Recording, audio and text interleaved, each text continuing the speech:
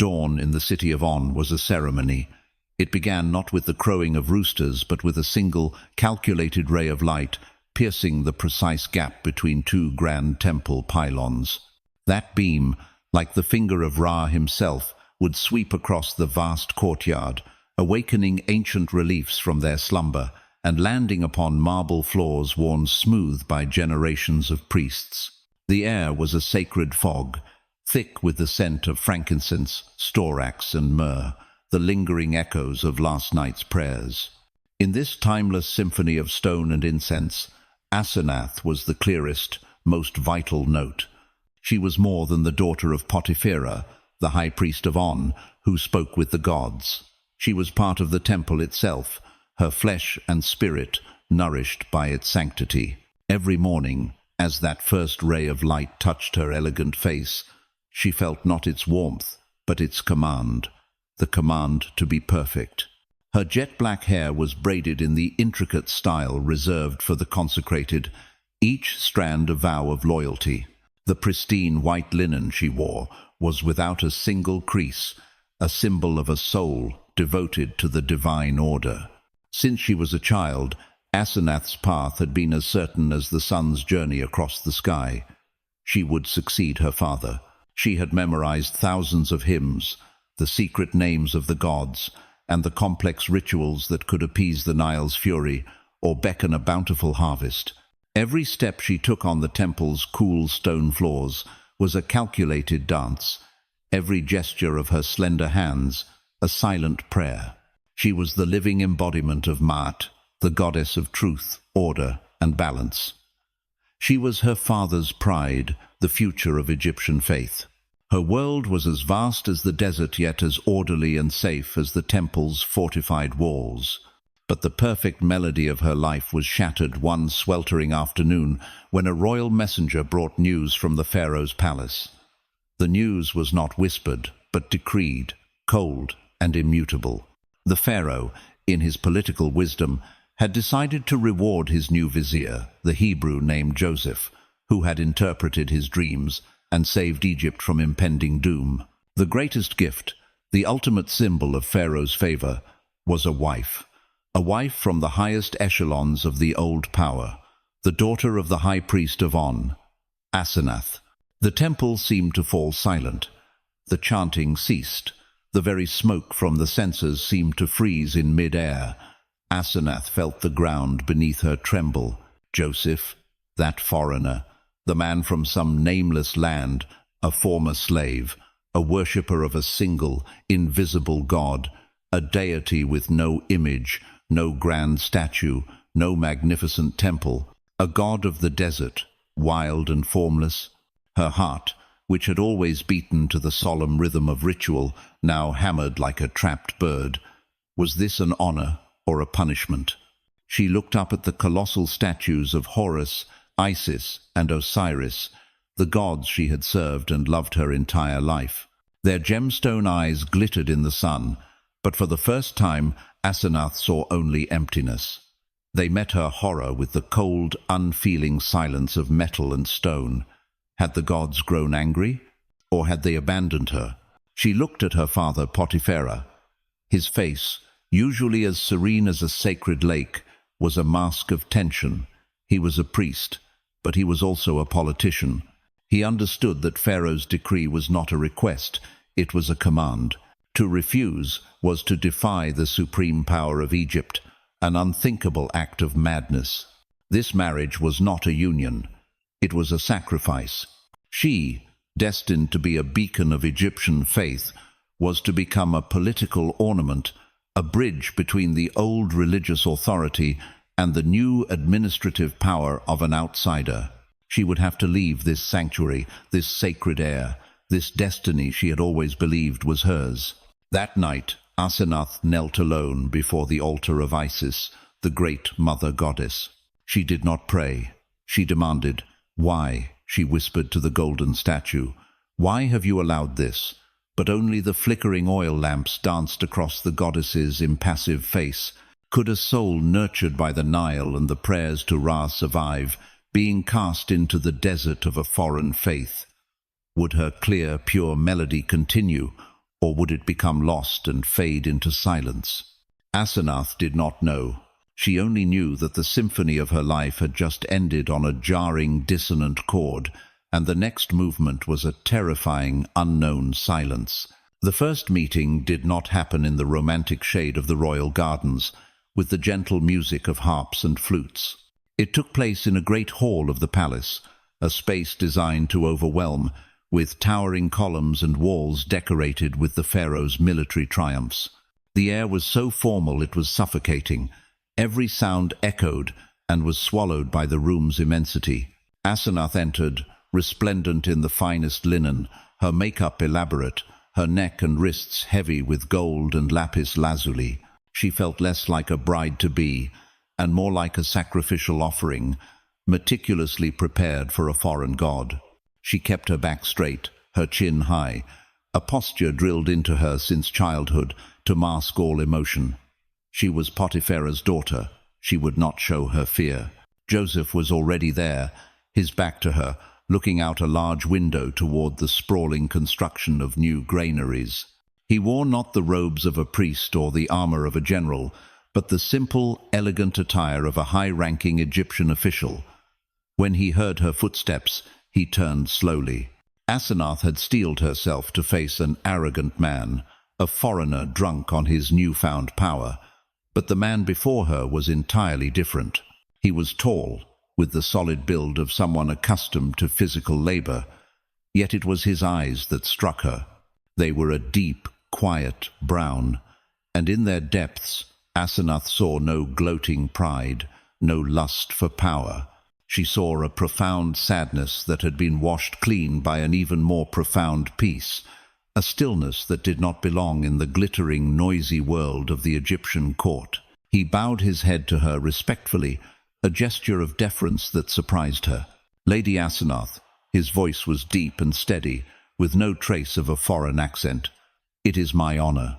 Asenath merely inclined her head, her face a cool, indifferent mask. They stood in silence, a silence that felt heavier than any words. It was Joseph who finally spoke. He did not speak of the wedding, or the gods, or power and wealth. He spoke of wheat. "I have just returned from inspecting the western granaries," he said, his tone more like that of an equal colleague than a fiancé. "The construction is progressing well. We must ensure they are strong enough to hold the bounty of the coming 7 years. The lives of millions will depend on these walls." His voice lacked the flowery rhetoric of the court orators and the mystical pronouncements of the priests. Each word carried the weight of truth, of responsibility, of a clear and present purpose. Asenath, accustomed to soaring prophecies and poetic prayers, found herself strangely captivated by his simple, practical speech. She had never heard anyone speak of saving a nation with such calm certainty. "The Pharaoh has given me the authority to do this," Joseph continued, and this time his eyes met hers directly, as if seeing past her stoic facade to the turmoil within. "But the wisdom to know what must be done does not come from me. It comes from the one who led me through the darkest years, from the bottom of a pit to a prison cell. The one." The phrase echoed in Asenath's mind. The invisible God again. A familiar feeling of resistance rose within her, an instinctual loyalty to the world she was being forced to leave behind. "Our gods also grant us wisdom," she replied, her voice sharper than she intended. "They taught our ancestors to read the stars and the currents of the Nile. They built this empire from the sand." She expected an argument, a zealous defense of his deity. But Joseph did not argue. He simply gave a slight, calm nod, a quiet acknowledgement that held no challenge. "They did," he said softly, "and I respect that. It is just. My God does not need to be built. He is the builder." A whisper. It was only a whisper, but it had the force of a thunderclap. It did not attack her faith, but gently slipped past the defensive walls she had erected. The words crept into the deepest corners of her mind, planting a seed of a question she had never dared to consider, a question both terrifying and alluring. Could it be that true power did not reside in the magnificent temples men built for gods, nor in the golden statues and expensive offerings. Could it reside somewhere deeper, quieter, and far more frightening? A place that required no stone and no incense, only a listening heart. When she left the great hall, Asenath was more confused than when she had entered. Her initial hatred and fear were beginning to yield to a new, unwelcome emotion: curiosity. She was still the daughter of On, but for the first time, a whisper from a different faith had reached her ears, and she was no longer sure she could ignore it. The wedding was a spectacle of all the splendor an empire could display. It was not merely a union of two people, but a political statement by the pharaoh, a performance of unity and power. The Temple of On, Asenath's childhood home, was chosen as the venue, a shrewd concession to appease the priesthood. For Asenath, it was a refined form of torture. She stood at the center of the world she loved, yet she had never felt more alien within it. She was draped in the most lavish bridal gown, with hundreds of gold and turquoise beads cascading from her neck and wrists. The scent of incense was thicker than ever, and the ancient hymns praising the union of earth and sky echoed through the halls. The priests, led by her own father, Potipharah, performed the elaborate rites. They offered sacrifices to Ra, invoked the blessings of Isis, and conducted rituals of purification. Asenath moved like a beautiful puppet. She performed every gesture perfectly, recited her responses flawlessly, but her soul was vacant. She could feel hundreds of pairs of eyes on her, the eyes of priests, officials, and the Egyptian nobility. In their gazes, she saw curiosity, pity, and a veiled contempt. She, the jewel of On, was being given to a foreigner. Beside her, Joseph stood silent and steady. He too was dressed in formal Egyptian attire, a sign of respect for her traditions. But there was an invisible barrier between him and the splendor around him. He did not join in the chants or bow before the statues. He was simply present, a calm and somewhat solitary figure amidst the religious fervor. When the Egyptian rituals concluded, it was Joseph's turn. A hush fell over the crowd. What strange custom of his people would he perform? Would he call out the name of his formless god? But Joseph did nothing of the sort. He simply turned to Asenath, ignoring everyone else in the vast chamber. He took her hands. His were warm and firm, not like the soft hands of the court officials she knew. Amidst the buzz of whispers and anticipation, he looked directly into her eyes and spoke, his voice just loud enough for those nearest to hear. "Before my God, the maker of heaven and earth, I take you as my wife. I promise to cherish and honor you." There was no incantation, no offering, just a simple, direct, and powerful promise. The words, spoken in his own quiet space, carried more weight than all the hymns that had been sung. Asenath felt a shiver run down her spine. It was the most real moment of the entire ceremony. That night, in the luxurious bridal chamber decorated with silks and cedar wood, her father came to her alone. Potipharah had shed his grand priestly robes and wore a simple tunic. He looked older, wearier. He had not come to bless his daughter. He had come to warn her. "Do not forget who you are, Asenath," he said, his voice stern, devoid of warmth. "The blood of priests, the blood of On, flows in your veins. You may be the Hebrew's wife, but your soul belongs to Egypt, to the gods who have protected us." He gripped her shoulders, his fingers digging in. "Do not let his desert god beguile you. Remember your heritage. Remember your duty." Her father's words were an invisible chain, a curse, binding her to the old world, to its statues and its rituals. Fear and guilt washed over her. But after he left, Asenath looked toward Joseph. He was standing by the large window, gazing out at the city of Memphis sleeping under the moonlight. The silhouette of his back looked lonely. She suddenly realized that he, too, was an exile, torn from his homeland and his family. But unlike her, who felt abandoned by her gods, he seemed to draw strength from a source she could not comprehend. He had no temple, no priests, no statues. He had only himself and his God. Two worlds had collided at the wedding that day, one of splendor, ritual, and tangible gods, the other of silence, simplicity, and a deep, personal faith. And Asenath, in her confusion and loneliness, stood at the very epicenter of that collision. She was both the prize and the bridge, and she had no idea where the path forward would lead. The first days and weeks of marriage passed in a strange kind of silence. It was not a hostile silence, but the quiet of two parallel worlds coexisting under one roof. The palace Pharaoh had granted them was immense and opulent. Asenath had everything a noble Egyptian woman could desire: the softest silks, the most exquisite jewelry, and a retinue of servants ready to attend to her every whim. But amidst all the luxury, she had never felt more alone. Joseph was busy from before sunrise until long after sunset. The 7 years of plenty had begun, and the weight of a nation rested on his shoulders. He was constantly traveling throughout Egypt, overseeing the construction of granaries, calculating yields, and establishing an unprecedented system for collecting and storing grain.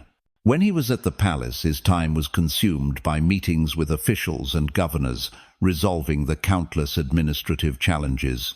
He was the engine running the survival of an empire. In his busyness, Asenath became a silent observer. She had an abundance of time on her hands, and she used it to study the strange man she now called her husband. She saw him every morning, before the sun rose, when the entire palace was still. He did not kneel before any ornate altar.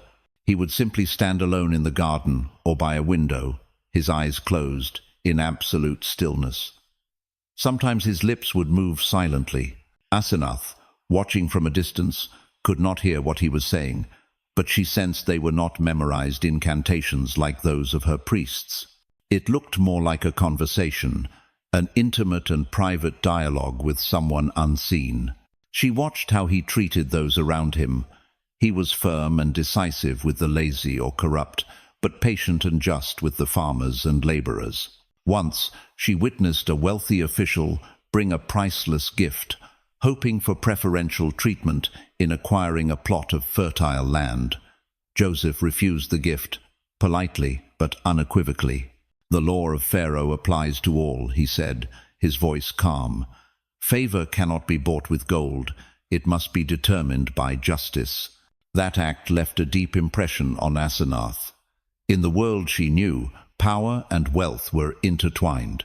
The priests, including her own father, accepted lavish offerings in exchange for the favor of the gods.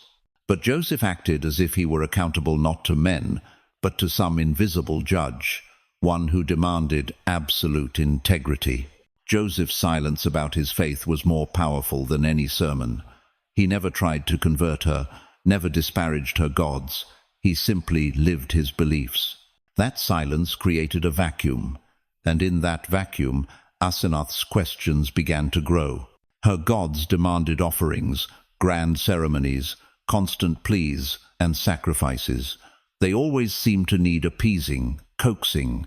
Joseph's God, it seemed, demanded only one thing: the heart of the believer, and a life that demonstrated that belief through action. A God who needed no temple, because he was everywhere. A God who needed no image, because nothing could contain him. Asenath began to feel suffocated by the very rituals she had once cherished. She still visited her father at the Temple of On, but the hymns now sounded hollow. The glittering golden statues seemed to be just lifeless metal. She sensed a subtle falsehood in all its splendor. The silence of the palace gradually became the space for a fierce internal dialogue. On one side was the world of her father, of tradition, of tangible gods and familiar rituals. On the other was the world of Joseph, of stillness, of a personal faith and unshakable integrity. She belonged to neither. She was a ghost in her own home, a melody lost between two vastly different symphonies. But a search had begun, a search she had not chosen but could no longer stop. She did not know where it would lead her, but she knew she could never return to the false peace she once knew. The silence had become her teacher, and it was teaching her the first lessons of a faith she never knew existed. In the third year of plenty, an unforeseen disaster struck, one that no dream of Pharaoh had foretold. It was not famine, but a plague. It began in the crowded, squalid quarters of Memphis where the poorest laborers lived, and it spread with terrifying speed. The afflicted suffered from high fevers and painful sores, and death often came within days. Panic gripped the city. Fear spread faster than the disease itself. People barred their doors, suspicious of neighbors and even family. Commerce ground to a halt.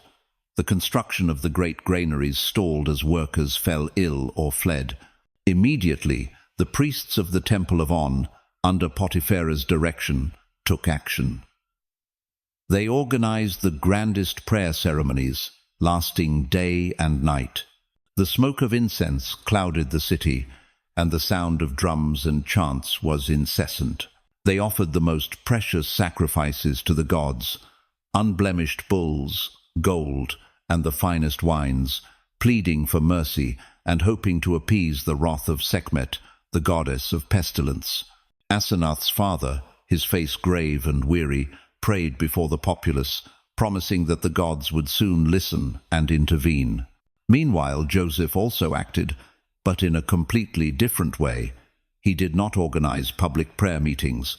He assembled a council of Egypt's finest physicians and officials. "Prayer is necessary," he told them, "but my God gave us minds to think and hands to act. We must do our part." Instead of looking to the heavens, Joseph looked directly at the problem. He issued a series of decisive commands. First, he ordered the royal granaries opened, not to sell grain, but to distribute it freely, along with clean food, to the people in the hardest-hit neighborhoods. "A well-nourished body can better fight disease," he explained. Second, he mobilized the physicians, organizing them into teams and sending them to every district. He established quarantine camps outside the city to isolate the sick and prevent further spread. Third, and most surprisingly, he issued strict sanitation laws, requiring people to boil their drinking water and dispose of waste properly. Most importantly, he did not just command from his palace. He went to the most dangerous places himself.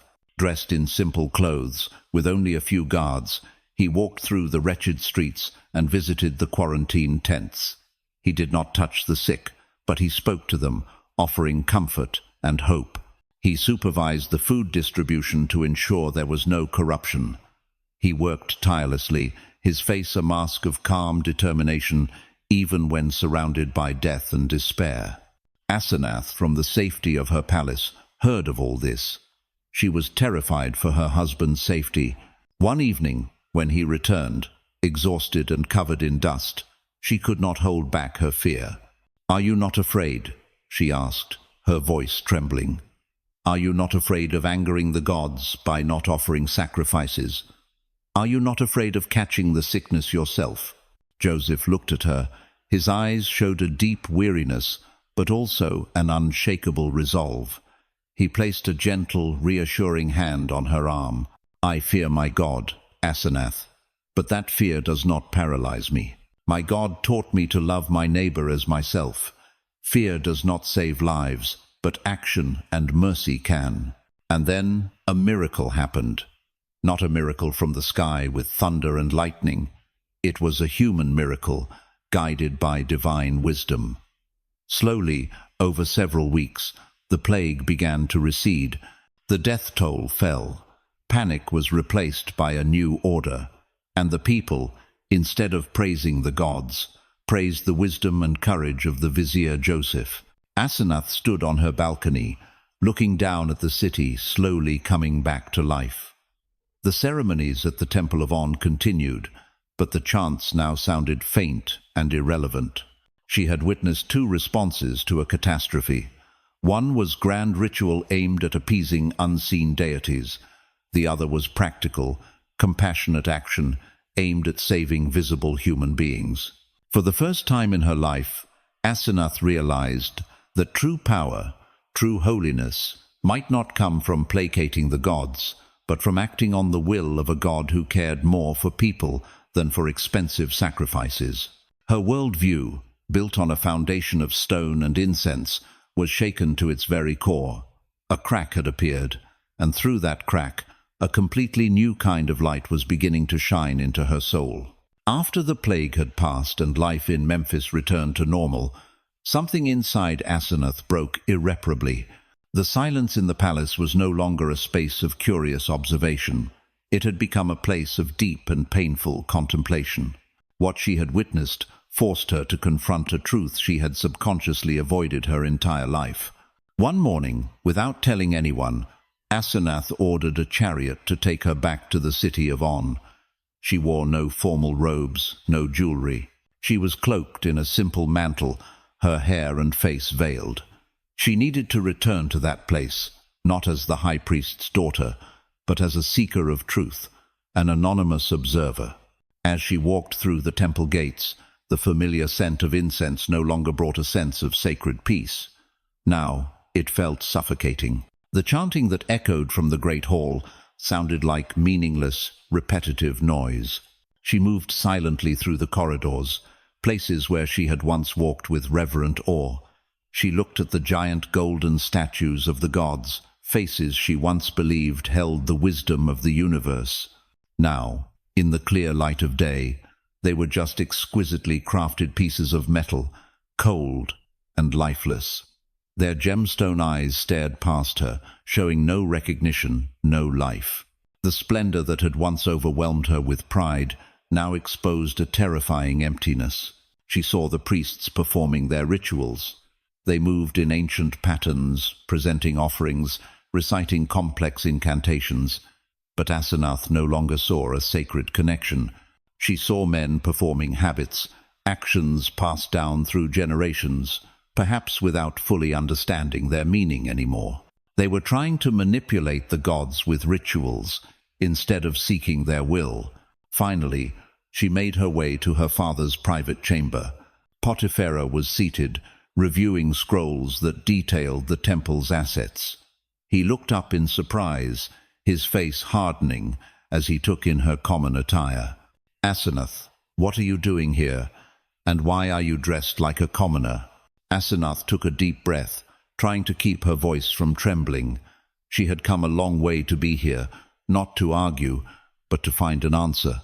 "Father," she began, her voice small but firm, "I have a question."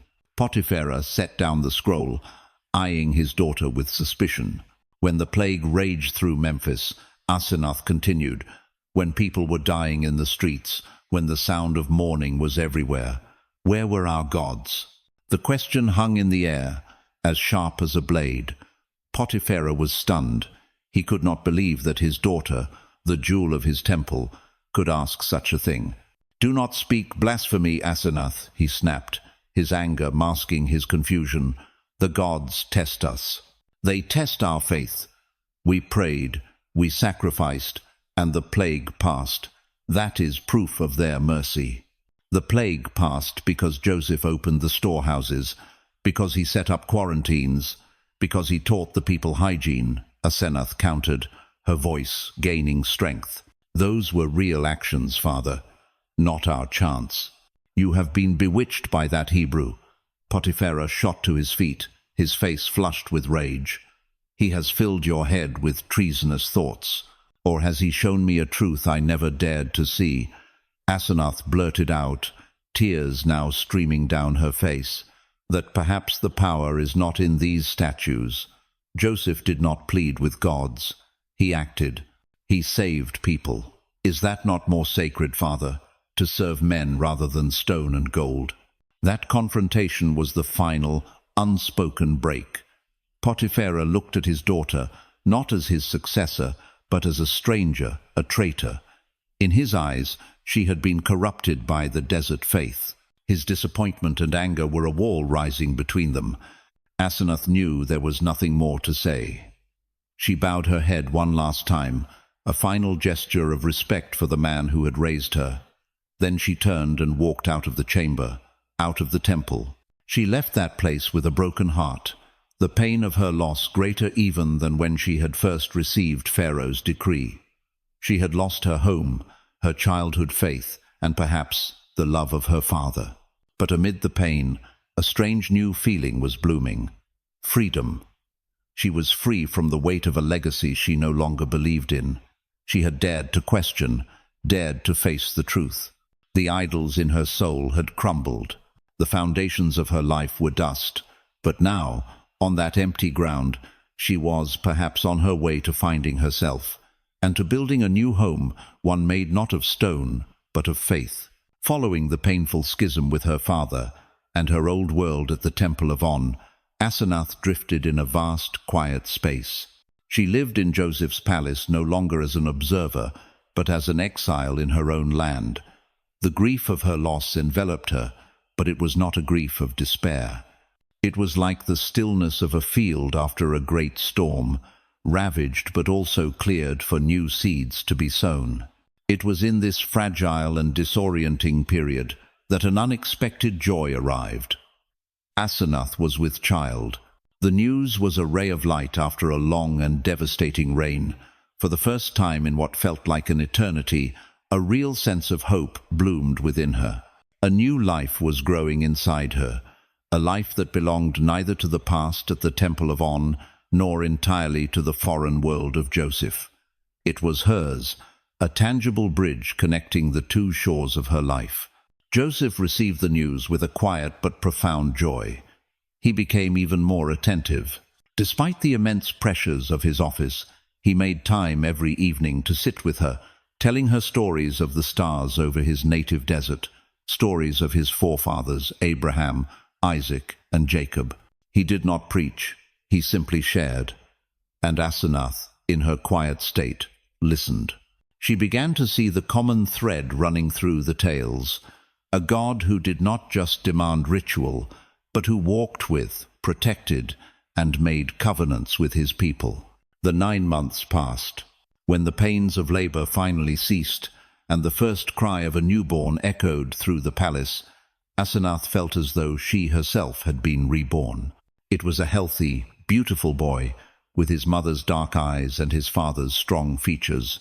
Joseph held the small infant in his arms, his face, usually so composed and serious, now illuminated with a boundless tenderness.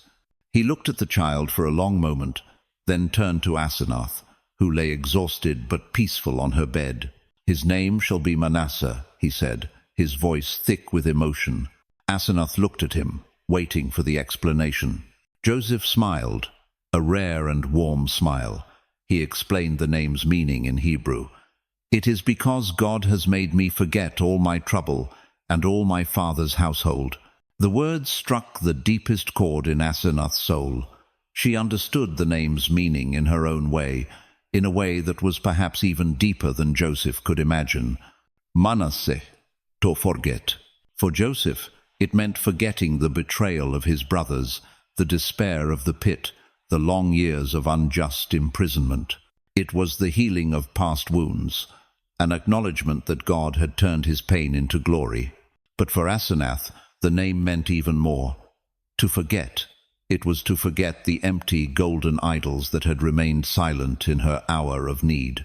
It was to forget the burden of a heritage she no longer believed in, a role she could no longer play.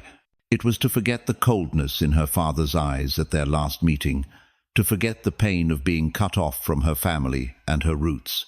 This child was not just the son of Joseph the Hebrew, he was the son of Asenath, the Egyptian woman who had forsaken her gods. He was the symbol of her own rebirth. He was a new beginning, untethered to the weight of the past. When Joseph placed Manasseh in her arms, she held her son close, breathing in the scent of new life. Tears streamed down her face once more, but this time they were not tears of sorrow or confusion. They were tears of release and gratitude. In Manasseh's cries, Asenath did not hear a demand or an annoyance.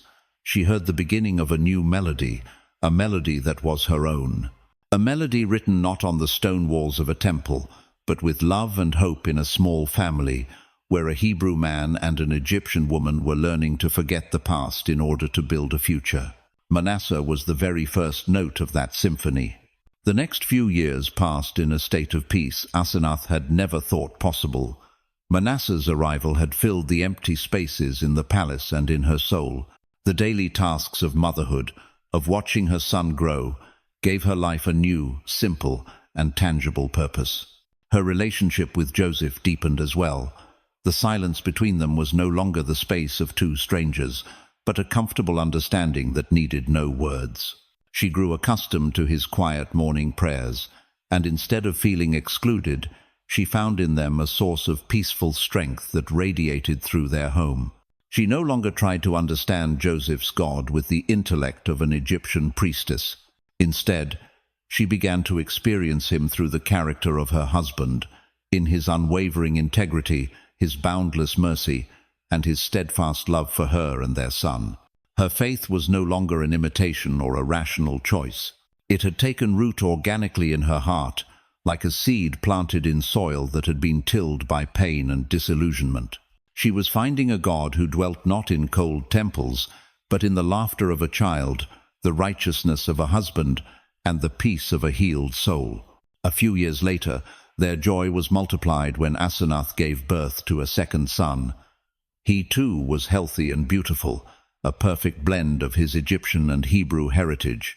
When Joseph held his newborn son for the first time, the happiness on his face was even more radiant than before. He looked at the infant, then at Asenath, with eyes full of love and gratitude. This time he said, "We will call him Ephraim." Asenath smiled. She had been learning the Hebrew language from her husband and understood the significance of the names. She repeated it, as if tasting the word. "Ephraim." Joseph nodded. "Yes, for God has made me fruitful in the land of my suffering." This time, Asenath did not need to interpret the name's meaning for herself. She understood it completely, and Joseph's words resonated deeply within her own spirit. The land of my suffering. For Joseph, this was clearly Egypt, the land where he had been sold as a slave, where he had lost his freedom, been falsely accused, and imprisoned. It was a land of exile and trial. Yet it was in this same land of suffering that God had elevated him, given him a family, and now 2 sons. It was a testament to God's faithfulness, his ability to turn a place of misery into a place of prosperity. But for Asenath, the phrase "the land of suffering" held an even more personal meaning. That land was not just the nation of Egypt, it was her own soul during the long years of struggle and turmoil. It was the landscape of her loneliness in the palace, her confusion between 2 worlds, her pain at being severed from the faith of her ancestors. It was the barren ground of a heart that had lost all the idols it once worshipped. But now, in that very land of suffering, new life had sprouted and was flourishing miraculously. Her faith, once a fragile seed, was now a sturdy tree. Her love for Joseph and her sons had borne fruit. Ephraim, this second son, was the living proof of that fruitfulness, the fruitfulness of a new faith, a new life, born from the very ground of brokenness and loss. She was no longer a foreigner in her husband's faith, nor was she a traitor to her father's. Quote, she had found her home, a home defined not by geography or bloodline, but by a covenant of love and faith. She belonged to Joseph's family, and more importantly, she felt she belonged to Joseph's God, who was not just the God of the Hebrews, but also the one who heard the cry of an Egyptian woman's heart. Holding Ephraim in her arms, Asenath felt a profound sense of completion. Manasseh had helped her forget the past, and Ephraim confirmed the life that was flourishing in the present and the future. 2 sons, 2 names, were 2 firm pillars on her journey of faith, a journey that had led her from the darkness of fallen idols into the light of a love that could make all things fruitful, even in the land of suffering. The 7 years of plenty passed, followed by the 7 years of famine, just as Joseph had foretold. Thanks to his meticulous preparations, Egypt not only survived, but became the granary for the entire ancient world. The fame of the vizier Joseph spread far and wide. Then one day, The event that Joseph had both dreaded and longed for came to pass. His brothers, the very men who had sold him into slavery 2 decades earlier, came to Egypt, desperate to buy grain. Asenath stood by her husband's side through this trying period.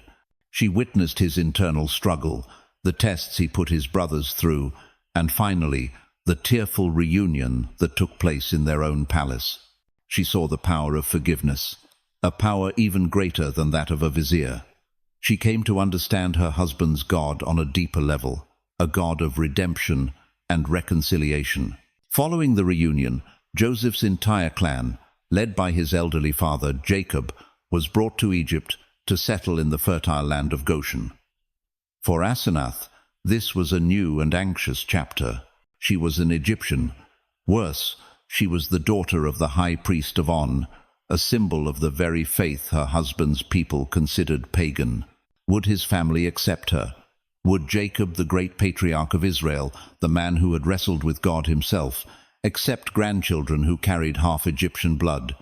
Her anxiety peaked on the day Joseph brought her and their 2 sons, Manasseh and Ephraim, to be presented to Jacob. The patriarch was old, his eyes so dim he could barely see. He sat on his bed, his frame frail but radiating a holy authority. "Who are these, my son?" Jacob asked, hearing their approach. "They are my sons, whom God has given me here in Egypt," Joseph replied, his voice filled with emotion. Joseph brought the 2 boys close. Following custom, he placed Manasseh, the firstborn, at Jacob's right hand, and Ephraim, the younger, at his left. He wanted his father to place his right hand, the hand of the primary blessing, on Manasseh's head.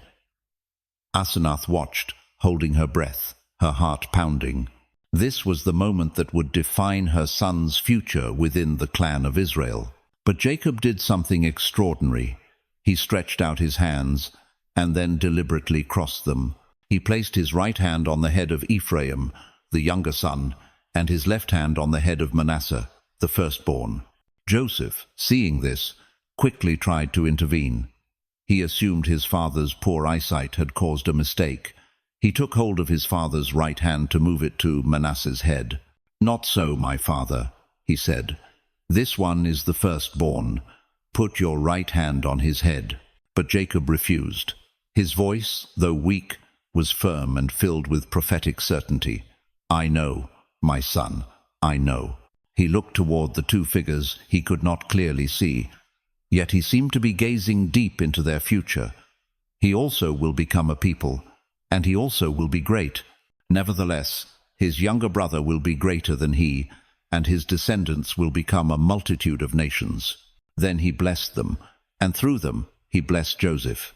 In that moment, hearing her father-in-law's prophetic words, Asenath could no longer contain herself.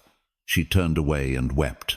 But these were tears of release, of overwhelming joy and profound gratitude. That blessing was not just for her sons, it was for her. With that deliberate, tradition-breaking act of crossing his hands, Jacob, the man named Israel, had declared that God's will transcends the rights of the firstborn. More importantly, he had officially and completely welcomed the sons of an Egyptian woman into the very heart of the covenant of Israel. He did not hesitate. He did not question their mother's origins. He saw them only as children of God's promise. The final acceptance had come, not from Pharaoh, not from Egyptian society, but from the patriarch of the people she had chosen to join. Jacob's blessing was like a holy seal, stamping its final approval upon her transformation. She was no longer an outsider, no longer just the Hebrew's wife. She was a part of Israel. Her blood, through her sons, would flow in the veins of 2 of its future tribes. The last of her fears dissolved, replaced by a deep peace and a sense of complete belonging. She was, finally, home. Asenath lived the rest of her days in peace and fulfillment. She watched her sons, Manasseh and Ephraim, grow into strong, wise young men who carried within them both the steadfastness of their Hebrew father and the grace of their Egyptian mother. She saw the clan of Israel flourish in the land of Goshen, just as God had promised. Her name is rarely mentioned in the grand chronicles of Egypt or in the heroic sagas of the Israelite people that followed. She built no towering temples like the pharaohs. She led no armies into battle. She wrote no scrolls of law or prophecy. Her legacy was not carved on stone obelisks to defy the ages. She was a wife and a mother, a name mentioned briefly beside that of her great husband. To the world, her story might seem a tragedy of obscurity, a princess of the Egyptian religion who could have become a powerful high priestess, reduced to a footnote in the history of a nomadic people. But that is not the truth. Asenath's legacy is not something measured in gold or power. Her legacy endures, silently but powerfully. It lives in the two mighty tribes of Manasseh and Ephraim, tribes that would become an integral part of the 12 that would one day conquer the Promised Land. Every descendant of those tribes, whether they knew it or not, carried within them the blood of the Egyptian woman who dared to forsake her gods. It lives in the story of a woman who dared to question the world she had been taught to revere, a woman who dared to look upon the emptiness of magnificent idols and search for a deeper truth. A woman who dared to leave everything behind: status, family, heritage, to follow the whisper of a faith first revealed to her through the quiet actions of a foreign man. Asenath's story is not a tragedy. It is a quiet epic of the soul's transformation. It is a testament to one of the greatest truths, that the most important revolutions do not always happen on battlefields or in palaces. They often begin in the stillness of a single human heart, in the moment one person dares to doubt, to seek, and to believe in the unseen. It is a reminder that God does not seek the perfect, the pure of bloodline, or those who flawlessly perform every ritual. He seeks the searching heart, the thirsty soul, the one who is willing to listen for a whisper in the midst of the world's noise. And perhaps that is why her story is told so quietly, so humbly, in the scriptures. Because a true legacy does not lie in having your name celebrated by the world or recorded in the annals of history. A true legacy lies in your life becoming a melody, even a forgotten one that contributes an indispensable part to God's eternal symphony. Asenath, daughter of the priest of On, wife of the vizier Joseph, mother of 2 tribes of Israel. She was the silent bridge between 2 worlds, the testament to a faith that can flourish in the most unlikely of soils. And perhaps within each of us, in any age or circumstance, there is an Asenath, standing between the world of familiar idols and the whisper of truth, waiting for the courage to listen and to find the true melody of our own lives. Her forgotten tune still echoes, not in temples of stone, but in hearts that dare to believe.